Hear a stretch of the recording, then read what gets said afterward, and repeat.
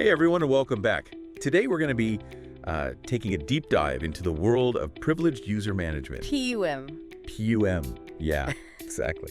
Have you ever wondered how organizations protect their most sensitive data from the people who have like the highest levels of access? It's probably a lot of people don't really think about. Right. We think about hackers, as these outside forces, but Yeah. people with privileged access like system administrators or database managers, they can be a huge risk. Yeah, for sure.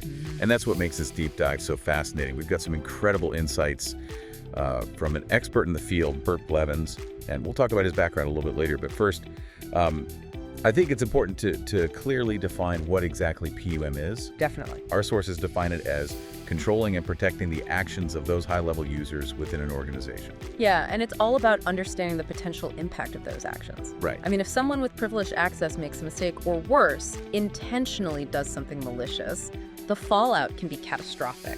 Okay, so think of it this way. Imagine giving someone the master key to your house. Ooh, yeah. You'd be pretty careful about who you gave that to, right? Absolutely. You wouldn't just hand it out to anyone. You want to know they were trustworthy, that they understood the responsibility that comes with having that key. It's the same principle with PUM. Exactly. You only give them access to what they absolutely need to do their job. That's the idea of least privilege. So that's a key principle here. Right. Least privilege. It's like giving someone a key to a specific room instead of the master key to the whole house. Exactly. You wouldn't give a house guest access to your safe or your personal files, would you? No. So how does this work in a real-world organization? I mean, how do you Yeah. decide who gets what level of access? Well, that's where role-based access control comes in, RBAC. RVAC. Basically, it's about aligning access rates with specific job functions. So like a sales representative role would need access to sales databases and customer relationship management tools, Yeah, CRM. but wouldn't need access to like financial records or HR systems. Exactly. Each role has a defined set of permissions based on their responsibilities. Got it. So that makes sense for setting up access, but how do you actually make sure those with privileged access aren't abusing their privileges? I mean, how do you keep an eye on what they're doing? That's where monitoring and auditing come into play. Okay. Think of it like a security camera that's always recording. So like keeping a digital trail of their actions. Exactly. Okay. And there are specialized software tools that can do this. They track who accessed what data when and what actions they performed. So you can see if someone's doing something they shouldn't be doing. Right. That's pretty powerful stuff. Okay, so before we go any further, I think it's time to introduce our expert guide for this deep dive, Bert Blevins.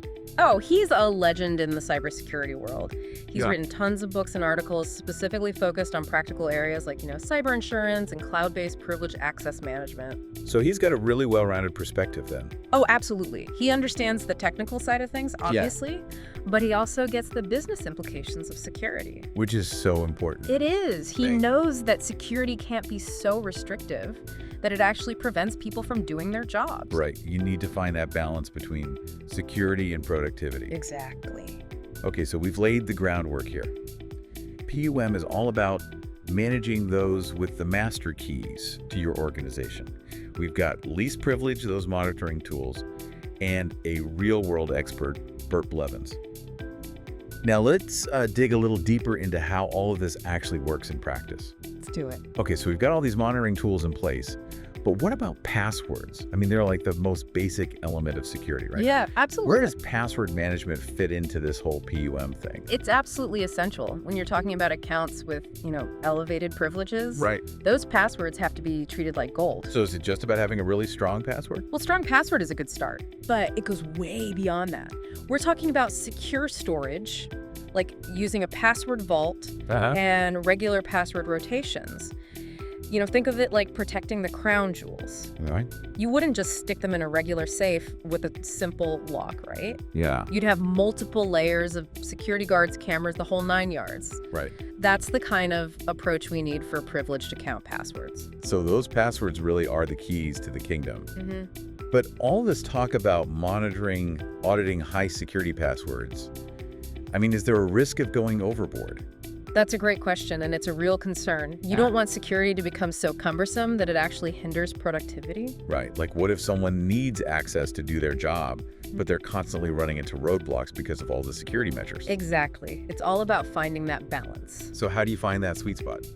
It takes careful planning, clear communication, and a deep understanding of the needs of the business. You need the right tools and technologies that provide strong security without creating unnecessary complexity. So it's not just about the tech then, it's about the people and the processes too. Exactly. It's about having clear roles and responsibilities, well-defined access policies, and ongoing training.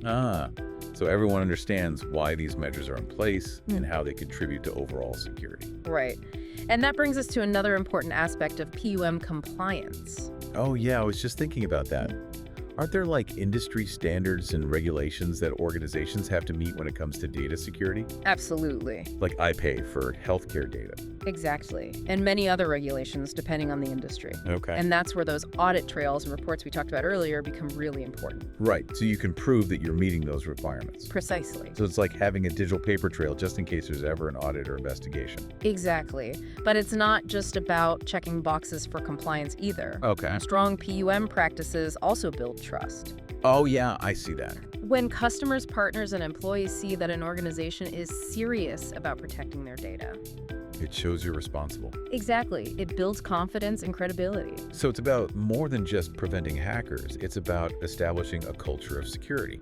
Absolutely. And that's something that benefits everyone involved. Yeah, it really does sound like PUM is about so much more than just the technical stuff. It's about creating a culture of security throughout the entire organization. You got it. It's about making sure everyone understands just how important protecting data and systems is, and that security is there to help people do their jobs, not to make things harder. This deep dive has been so interesting. Yeah. I had no idea. There was so much to PU. It's one of those things that often goes unnoticed until something goes wrong. Yeah, and then it's a huge problem. Exactly. So before we finish up, is there anything our listeners should be thinking about? Yeah, what's the one big takeaway here? I think it all comes back to that balance we talked about, finding that sweet spot between security and productivity. That's an ongoing thing. It's not something you do just once. Yeah, because things are always changing. New threats are always popping up. Right. Organizations have to stay on top of things, constantly assess their risks and adapt their strategies. So PUM isn't something you can just set up and forget about. It takes constant attention. Exactly. And it has to be a collaborative effort, too. It's not just the IT department's responsibility. Yeah, it's everyone from the top down. Exactly. Well, this has been an incredibly informative look at privileged user management. I know you mentioned Bert Blevins earlier.